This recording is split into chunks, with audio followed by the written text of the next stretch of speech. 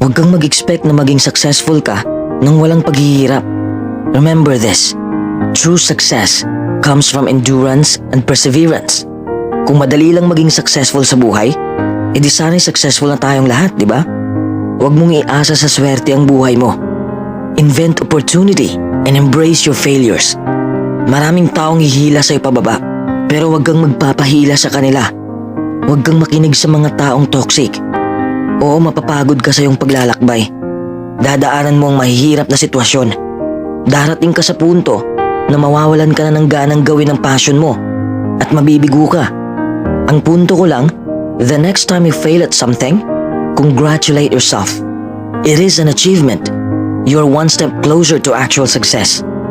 Marami kang matutunan sa kabiguan mo. Along the way, you learn a lot about yourself and you learn a lot about what makes you happy.